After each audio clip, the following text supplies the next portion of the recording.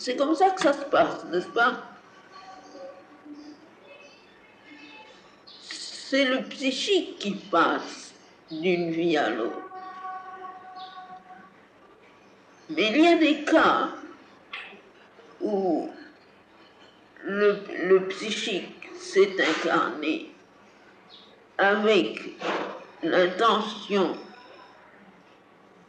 de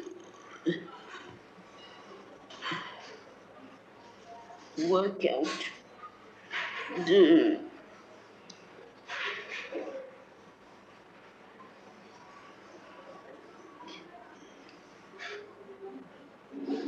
faire une certaine expérience, d'apprendre une certaine chose, de développer une certaine chose à travers une certaine expérience. Et alors, dans cette vie-là, où cette expérience devait être faite, c'est peut-être, les raisons peuvent être multiples. C'est peut-être que l'âme n'est pas juste tombée à l'endroit où il fallait y avoir un déplacement quelconque, un ensemble de circonstances contraires. Quelquefois ça arrive et alors l'incarnation avorte tout à fait et l'âme s'en va. Mais dans d'autres cas, simplement elle est mise dans l'impossibilité de faire exactement ce qu'elle veut.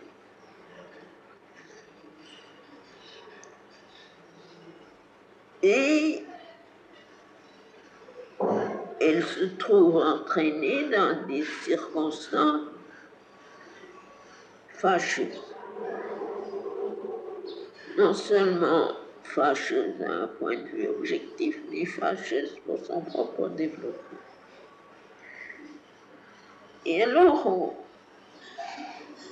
ça lui crée une nécessité de recommencer l'expérience dans des conditions beaucoup plus difficiles. Et si, ça arrive, n'est-ce pas? Si à la seconde tentative, il y a aussi un avortement, si les conditions rendent ce qu'elle veut faire encore plus difficile, par exemple, n'est-ce pas, si on se trouve dans un corps qui, avec une volonté pas suffisante, ou une déformation dans la pensée, ou un égoïsme trop coriace, n'est-ce pas, et que ça se termine par un suicide. Ça, c'est effroyable. Ça, n'est-ce pas, ça? J'ai vu ça bien des fois, ça crée un karma effroyable, n'est-ce pas, qui peut se répéter pendant des vies et des vies avant que l'âme puisse arriver à faire ce qu'elle veut faire. Et chaque fois, les conditions deviennent plus difficiles. Chaque fois, ça demande justement un effort encore plus considérable. Et les gens qui savent qu'on ne peut pas en sortir, n'est-ce pas? Cette espèce de désir d'échapper qui vous fait faire encore une bêtise plus grande. Ce qui fait que ça accumule encore la difficulté. Il y a des moments où il y a des moments et des circonstances où il n'y a personne là pour vous aider. Et alors, ça fait des choses si affreuses. Ça fait de ces circonstances si abominables. Mais l'âme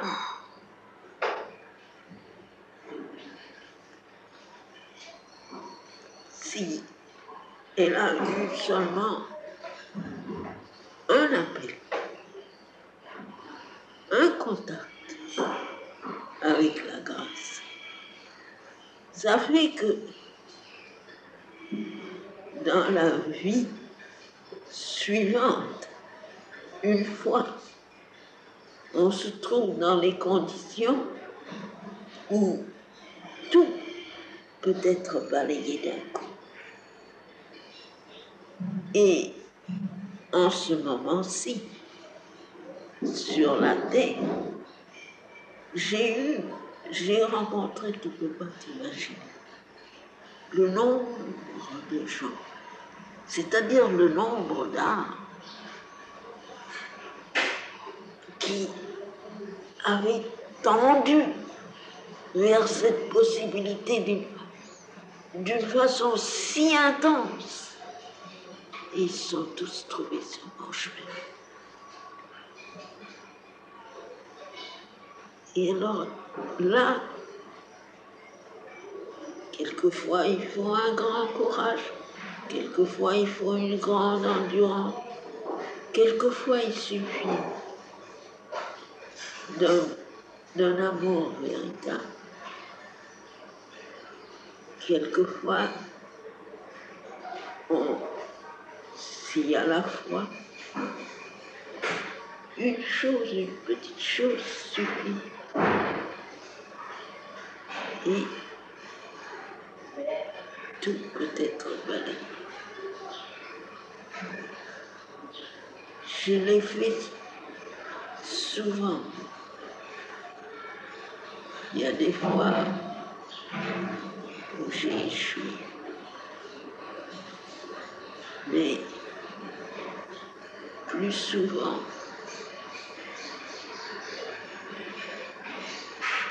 j'ai pu l'enlever. Mais alors, ce qu'il faut, c'est ça. Ou un grand courage stoïque, une capacité d'endurer et de durer. La résistance, surtout dans les cas de suicide antérieur, la résistance à la tentation de recommencer cette ineptie, ça fait une formation terrible. Où cette habitude, n'est-ce pas, ça se traduit. Fuir. Quand la souffrance vient, fuir. Fuir. Au lieu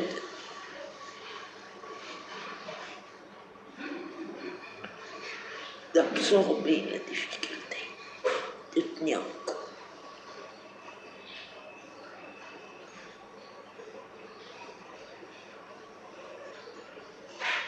Mais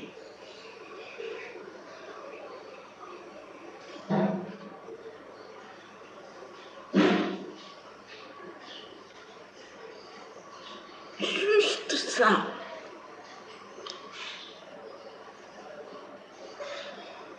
la foi dans la grâce, ou la perception de la grâce, ou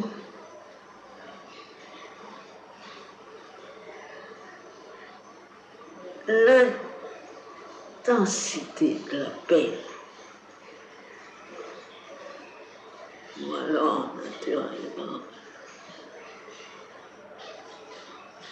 la réponse à la chose qui s'ouvre, qui se brise, la réponse à cet amour merveilleux de la grâce.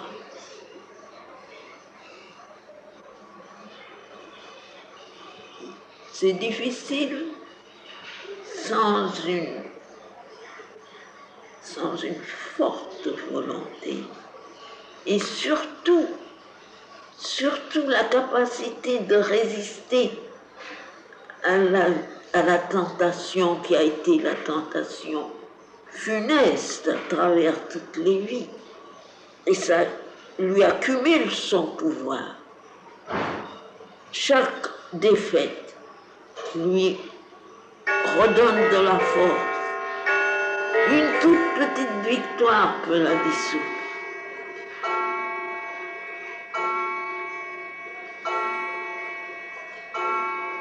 Et Ou le plus terrible de tout, c'est quand on n'a pas la force, le courage, quelque chose d'indomptable. Combien de fois ils viennent dire « je veux mourir, je veux m'enfuir, je veux mourir ».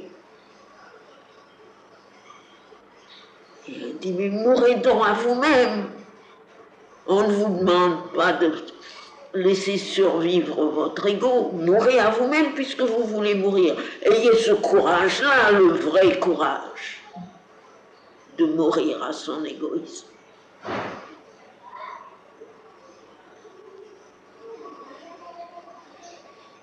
Mais parce que c'est un karma, il faut faire quelque chose soi-même. Le karma, c'est la construction de l'ego. Il faut que l'ego fasse quelque chose. On ne peut pas tout faire pour lui. C'est ça la chose du karma. Le karma est le résultat des actions de l'ego. Et c'est quand l'ego fait ce qu'il faut que le karma dissout. On peut l'aider, on peut le secourir, on peut lui donner la force, on peut lui passer le courage, mais il faut qu'il l'utilise.